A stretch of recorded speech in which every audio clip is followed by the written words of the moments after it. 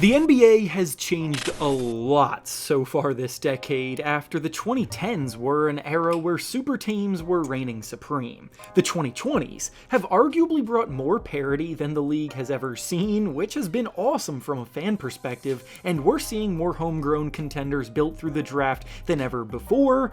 But even with so much talent coming in year after year, we're also still getting just as many draft busts at the top of each class, and that brings us to today's video. Today we'll be ranking the top 10 worst draft picks of the 2020s so far, with these being the players that were invested in with valuable capital near the top of the draft, but have failed to come anywhere close to providing a worthwhile return on that investment. Before we start though, it turns out a good amount of you watching right now aren't even subscribed to the channel, so if you enjoy the content, consider hitting the subscribe button, as not only does it help out a ton, but it also very much appreciate it. Now with that being said, let's begin. We'll start at number 10 and work our way up to the number 1 worst pick of the decade. So to start us off, we have Kira Lewis Jr., who was drafted 13th overall in 2020 by the New Orleans Pelicans. Lewis came into the NBA seen as a tantalizing guard prospect that possessed the kind of speed that was being compared to guys like De'Aaron Fox in the open floor. His blistering pace with the ball in his hands made him a transition maestro. His budding perimeter jumper and playmaking skills in the half-court settings were catching the eyes of scouts when he was playing for Alabama, and when New Orleans used a lottery pick to bring him in, they were hoping he could develop into a running mate next to Zion Williamson to bring out the best of their talents in the open floor. Unfortunately, Lewis's career got off to a slow start, barely playing at all as a rookie, but the real reason why he ended up having such an insignificant career is because he suffered a torn ACL early in his second season, and was never able to regain the speed afterward that make him an interesting talent.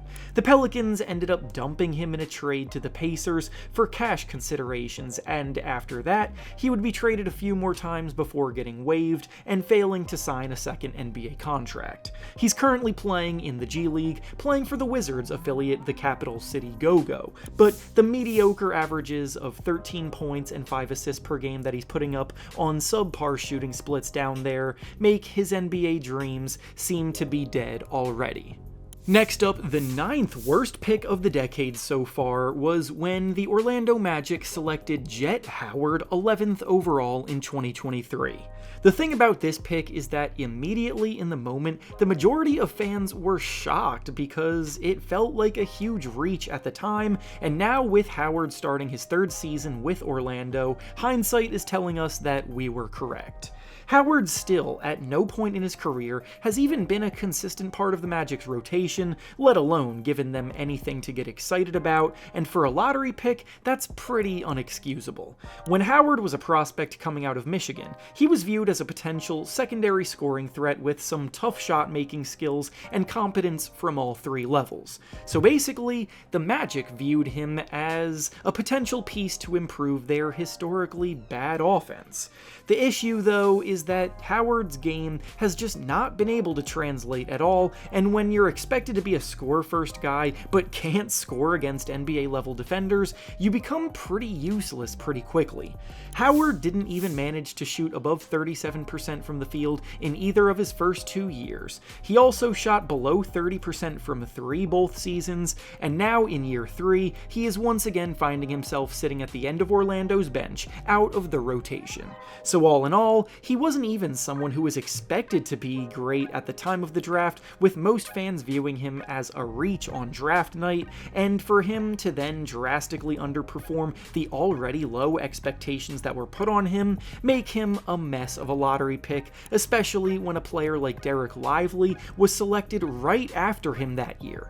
Next up, the 8th worst pick of the decade so far was Ousmane Dieng, who was drafted 11th overall in 2022 by the Oklahoma City Thunder. This pick is pretty funny to look at for several reasons in hindsight, and we'll go through all of them right here. For starters, the Thunder didn't even originally own this pick. They traded with the Knicks to acquire it on draft night by giving them several future first-round picks in exchange, so they clearly loved Dieng at the time, if they felt the need to do this. To add to that, the Thunder also owned the next pick, the 12th pick in this draft, so they felt it was necessary to make back-to-back selections. To make things even better, the player that they took with that 12th pick right after this happened to be Jalen Williams, who is now an all-star and member of the all-defense team for them, playing elite basketball on both ends of the floor, flourishing as a rising star in the league, yet it seems like they valued Ousmane Dieng more earlier on. Meanwhile, Dieng has pretty much been a complete afterthought ever since draft night, so they didn't even need to make that trade in the first place. Dieng was pretty raw coming to the NBA from France, but he's now starting his 4th season with the team and has no realistic path to minutes for the defending champions. The most he ever played was during his rookie season, where he averaged about 5 points per game. He's a career 29% shooter from 3. His role has shrunk every season, and now he's in the last year of his rookie contract with a slim chance of being offered a second one by the Thunder, so we'll see where he ends up, if he ends up on another team at all.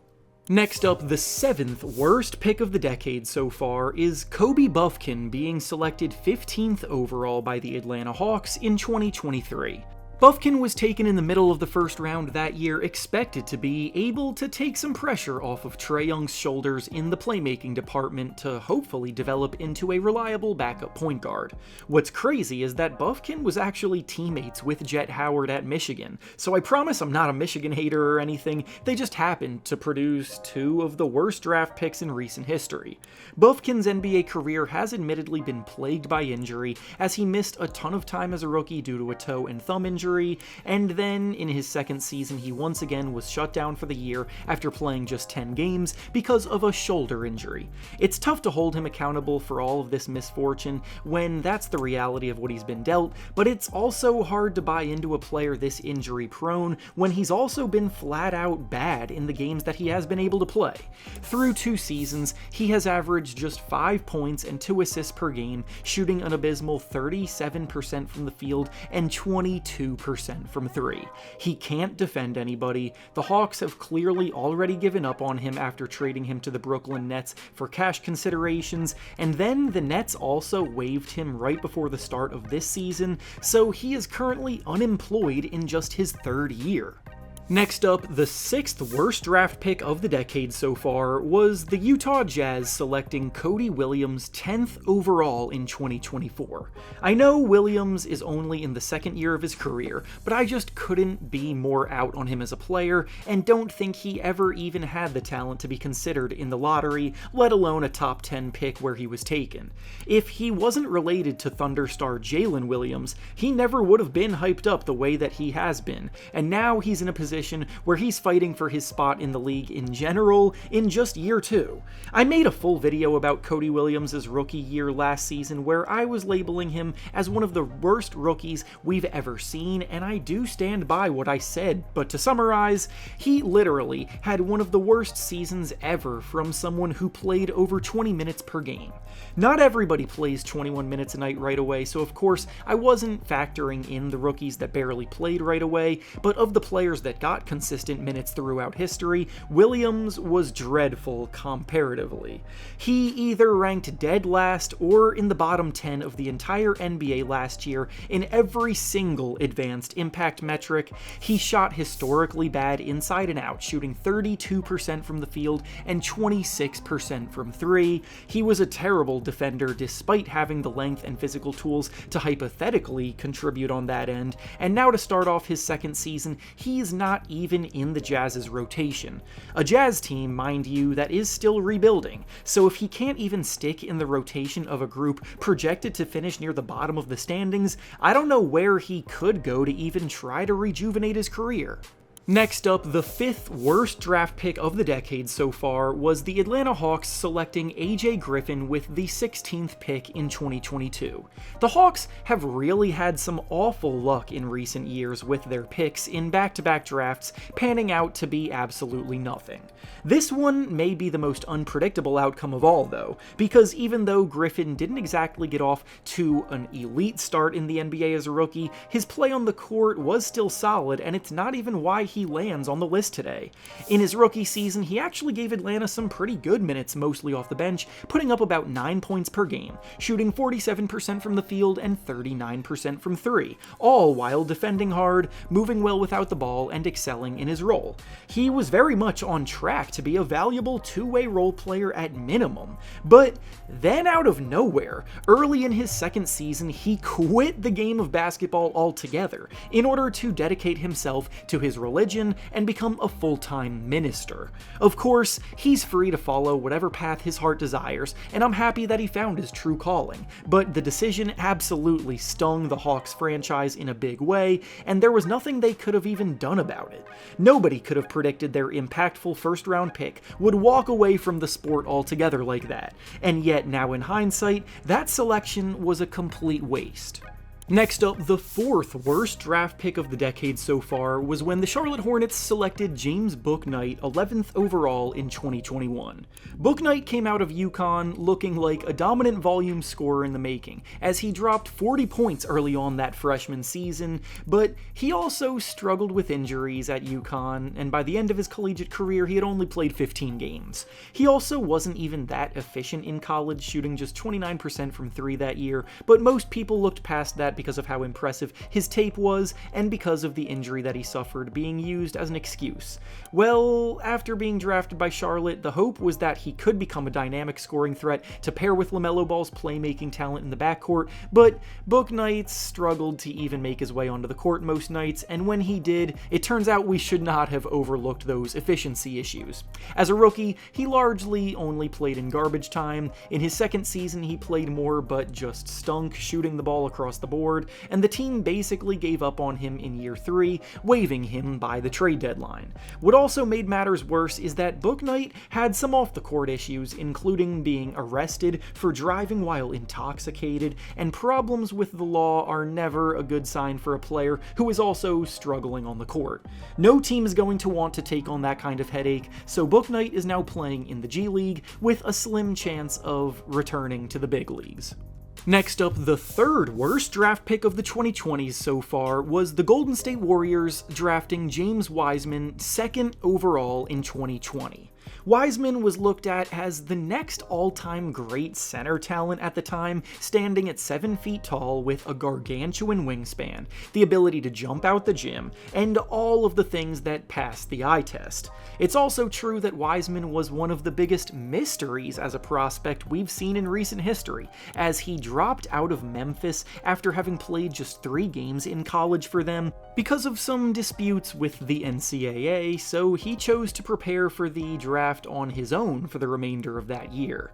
There was so little film on him competing against meaningful competition that the world was pretty much just banking on his physical tools translating to dominance. But unfortunately, as the Warriors learned, Wiseman just did not have the mental capacity to play the game at a high level. He struggled with the intricacies of playing defense, often missing rotations and being in the wrong place at the wrong time. His feel for the game and overall basketball IQ was severely lacking, and his time in Golden State ended with him being traded for Gary Payton II and 2 second-round picks. What hurts the most is that LaMelo Ball was the very next pick made after him in the 2020 draft, so the Warriors passed on an all-star for a bust who is now stuck at the end of the Indiana Pacers bench, having played in just 1 single game last season. Next up, the runner-up, second worst draft pick of the 2020s so far was when the Washington Wizards selected Johnny Davis 10th overall in 2022. Most of you probably even forgot Johnny Davis existed because ever since draft night in 2022, he has pretty much disappeared completely from the NBA landscape. As a rookie, he spent the majority of his time down in the G League, and now 4 years later, it turns out there was a reason for that. The Wizards were hoping that they just found Bradley Beal's potential future replacement when they drafted him, because as a prospect, Davis's whole game was based around being a natural scorer of the basketball. He was first-team All-American at Wisconsin, scoring about 20 points per game with good size and what looked like a natural feel for putting the ball in the bucket. But after getting drafted, something about his jumper started to look extra wonky. He was one of the least efficient players in the league year after year. He completely lost confidence confidence in his shot, and the Wizards finally gave up on him when they decided to trade him to Memphis around last year's trade deadline, only for Memphis to then immediately waive him. Since then, he has been down in the G League, where he is currently playing for the Bucks affiliate team, the Wisconsin Herd, but as a player who never even made a small imprint on the game at the NBA level as a top 10 pick, he was in very close contention for the number 1 spot today. And finally, coming in as the number 1 worst draft pick of the 2020s so far, we have the San Antonio Spurs selecting Joshua Primo 12th overall in 2021.